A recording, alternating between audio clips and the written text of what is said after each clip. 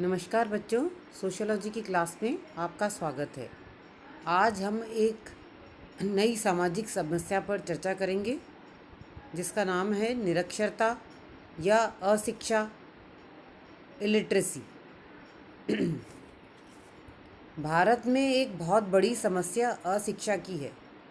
अशिक्षा ने भारत में अनेक सामाजिक आर्थिक बुराइयों को जन्म दिया है। शिक्षा के अभाव में लोग वैज्ञानिक आविष्कारों से अनभिज्ञ रहे हैं। कृषि एवं कुटीर व्यवसायों का समुचित विकास नहीं हो पाया है। अशिक्षा के कारण लोग स्वास्थ्य के नियमों से अपरिचित रहे हैं, अतः वे कई रोगों के शिकार हुए हैं। शिक्षा के अभाव में ज्ञान और विज्ञान दोनों का विकास नहीं हो सका है। अशिक्षा ने भारत में अंधविश्वासों एवं रूढ़िवादिता को जन्म दिया है। शिक्षा की कमी लोगों के धनोपार्जन में भी बाधक रही है और सेठ साहूकारों ने उनकी अज्ञानता का लाभ उठाकर उनका खूब शोषण किया है। स्त्रियों में शिक्षा के अभाव ने उनको सदैव हीन अवस्था में रखा और वे घर की चार दीवारी को छोड़कर बाह्य संसार से अनभिज्ञ रहीं। संतानों का उचित लालन पालन नहीं कर पाने के कारण वे योग्य नागरिकों को तैयार नहीं कर सकी। अशिक्षा के कारण लोग अपना शारीरिक, आध्यात्मिक एवं मानसिक विकास नहीं कर सके। शिक्षा के बिना मानव पशु के समान है, क्योंकि शिक्षा ही सभ्यता एवं संस्कृति के निर्माण में सहायक है और मानव को अन्य प्राणियों की तुलना में श्रेष्ठ बनाती है। किसी देश में शिक्षा की स्थिति ही उसके विकास की स्थिति प्रकट करती है। भारत को यदि आर्थिक व वैज्ञानिक प्रगति करनी है, लोगों का जीवन स्तर ऊंचा उठाना है, अंधविश्वासों एवं अज्ञानता से मुक्ति पानी है और अपना सर्वांगीण विकास करना है, तो उसे अशिक्षा से छुटकारा प्राप्त करना होगा तथा देश में शिक्षा का अधिकाधिक प्रसार करना होगा। जो महत्व शरीर के लिए भोजन का है, वही शिक्षा का सामाजिक जीवन के लिए है। अतः शिक्षा मानव जीवन का अनिवार्य अंग है। शिक्षा क्या है? What is education? शिक्षा का अर्थ एवं परिभाषा। मानव द्वारा आदिकाल से ही ज्ञान का संचय किया जाता रहा है। प्रत्येक नई पीढ़ी को पुरानी पीढ़ी द्वारा कुछ ज्ञान सामाजिक विरासत में प्राप्त होता है और कुछ वह स्वयं अर्जित करता है। मानव की प्रत्येक पीढ़ी में सीखने की प्रक्रिया और हस्तांतरण द्वारा ज्ञान की वृद्धि होती गई है। ज्ञान की यह परंपरात्मक श्रृंखला ही शिक्षा है। शिक्षा मनुष्य की सांसारिक जीवन व्यतीत करने के योग्य बनाती है। शिक्षा मनुष्य को सांसारिक जीवन व्यतीत करने के योग्य बनाती है। शिक्षा को परिभाषित करते हुए दुर्खिम लिखते हैं, शिक्षा अधिक आयु के लोगों द्वारा ऐसे लोगों के प्रति की जाने वाली क्रिया है जो अभी सामाजिक जीवन में प्रवेश करने के योग्य नहीं है। इसका उद्देश्य व्यक्ति में उन भौतिक, बौद्धिक और नैतिक विशेषताओं का विकास करना है जो उसके लिए संपूर्ण समाज और पर्यावरण से अनुकूलन करने के लिए आवश्यक है। फिलिप्स की परिभाषा, शिक्षा वह संस्था है जिसका केंद्रीय तत्व ज्ञान का संग्रह है। महात्मा गांधी कहते हैं, शिक्षा से मेरा अभिप्राय बच्चे के शरीर, मन और आत्मा में विद्यमान सर्वोत्तम गुणों का सर्वांगीण विकास करना है। उपरोक्त परिभाषाओं से स्पष्ट है कि शिक्षा वह प्रक्रिया है जिसके द्वारा मानव में शारीरिक, मानसिक एवं आध्यात्मिक गुणों का विकास किया जाता है, ताकि वह उत्तम सामाजिक जीवन व्यतीत करने एवं अपने आप को पर्यावरण के अनुकूल ढालने में समर्थ हो सके। भारत में साक्षरता, लिटरेसी इन इंडिया। जनगणना आयोग 2001 के अनुसार वह व्यक्ति साक्षर है जो किसी भी भारतीय भाषा में समझ के साथ लिख और पढ़ सकता है। जो केवल पढ़ सकता है परंतु लिख नहीं सकता, उसे साक्षर नहीं माना गया है। साक्षर कहलाने के लिए व्यक्ति का किसी स्कूल में औपचारिक शिक्षा प्राप्त करना अथवा कोई परीक्षा उत्तीर्ण करना आवश्यक नहीं है। 1951 में भारत में साक्षरता का प्रतिशत 18.33 था, जो बढ़कर 2001 में 64.84 हो गया।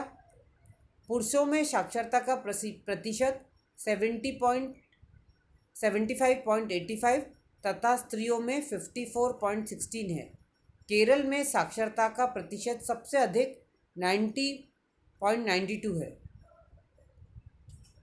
राजस्थान में 2001 की जनगणना के अनुसार साक्षरता की दर 60.4% है। पुरुष साक्षरता की दर 75.7% तथा महिला साक्षरता की दर 43.9% है। ग्रामीण क्षेत्रों में साक्षरता 59.4% रही। केरल, जिसकी 90.92% के स्तर पर उच्चतम साक्षरता दर है, पुरुष और महिला दोनों की साक्षरता के संबंध में क्रमशः 94.20 और 87.86% लेकर शीर्ष स्थान पर बना हुआ है। वर्तमान में सभी राज्यों में प्रारंभिक शिक्षा निःशुल्क हो गई है। यद्यपि स्वतंत्रता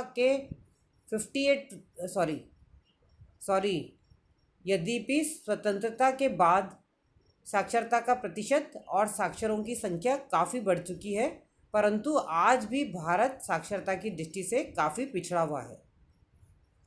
वर्तमान में देश में शिक्षा के अनेक कार्यक्रम चलाए जा रहे हैं। स्कूल एवं विश्वविद्यालय स्तर पर शिक्षा के अतिरिक्त व्यावसायिक, तकनीकी एवं चिकित्सा संबंधी शिक्षा का प्रबंध है। अनेक अनुसंधान संस्थान एवं प्रशिक्षण केंद्र भी खुले हुए हैं।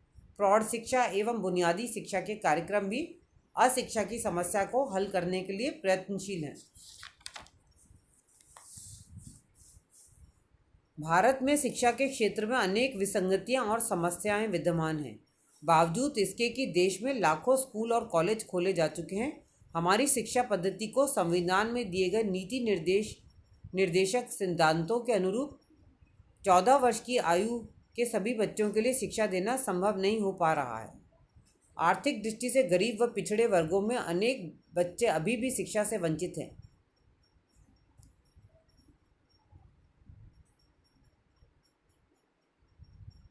असली बात यह है कि विशेषतः ग्रामीण क्षेत्रों में और कमज़ोर वर्ग के लोगों की सामाजिक और आर्थिक मजबूरियों, पाठ्यक्रम का वस्तुस्थिति के अनुकूल न होना और स्कूलों में आवश्यक सुविधाएं न होना आदि कुछ ऐसे कारण हैं जिससे शिक्षा के क्षेत्र में बहुत धीमी प्रगति हो रही है। यही कारण है कि पहली कक्षा में प्रवेश लेने वाले छात्रों में से 64% 5वीं कक्षा तक पहुँचते पहुँचते स्कूल छोड़ जाते हैं।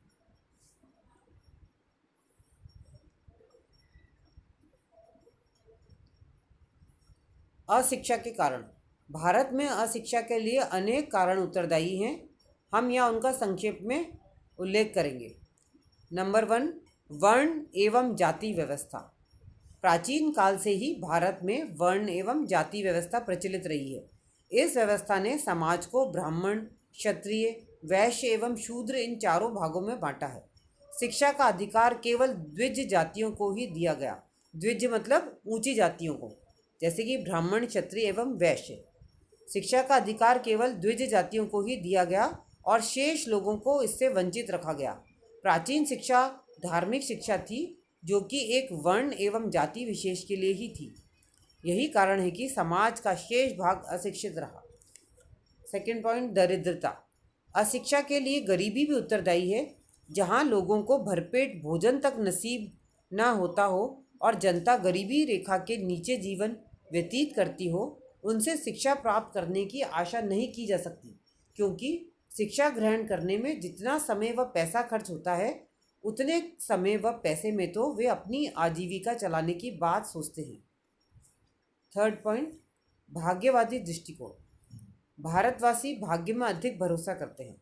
उनकी मान्यता है कि व्यक्ति को उसके जीवन में उतना ही मिलेगा जितना भाग्य में लिखा है। अतः शिक्षा ग्रहण करके भी हम क्या कर लेंगे, क्योंकि जितना कुछ प्राप्त करना है वह तो वैसे भी मिलेगा ही। फिर शिक्षा पर व्यर्थ खर्च क्यों किया जाए।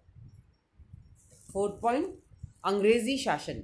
यद्यपि अंग्रेज़ों ने भारत में प्राचीन धार्मिक शिक्षा के स्थान पर आधुनिक पश्चिम की उदारवादी एवं वैज्ञानिक शिक्षा को प्रारंभ किया, किंतु इस शिक्षा का मूल उद्देश्य भारत में अशिक्षा का निवारण एवं शिक्षा का प्रसार करना नहीं, वरन अपने प्रशासनिक कार्य में सुविधा जुटाने हेतु बाबू वर्ग तैयार करना था। इसलिए उन्होंने जन शिक्षण के लिए कोई प्रयत्न नहीं किए और ना ही ग्रामों में शिक्षा का प्रबंध किया। उन्होंने शिक्षण संस्थाओं की स्थापना केवल शहरों में ही की। फिफ्थ पॉइंट, वैज्ञानिक प्रगति का अभाव। भारत में शिक्षा का एक कारण लोगों में वैज्ञानिक क्षमता का अभाव है। विज्ञान धर्म एवं रूढ़िवादिता के स्थान पर तर्क को महत्व देता है। इससे लोगों के मस्तिष्क का विकास होता है एवं कूपमंडूकता समाप्त होती है, किंतु वैज्ञानिक दृष्टिकोण एवं प्रगति के अभाव में यहाँ अशिक्षा का साम्राज्य रहा है। तो बच्चों, आज की क्लास में बस इतना ही। हम इस अशिक्षा के टॉपिक को हमारी अगली क्लास में आगे बढ़ाएंगे। Thank you.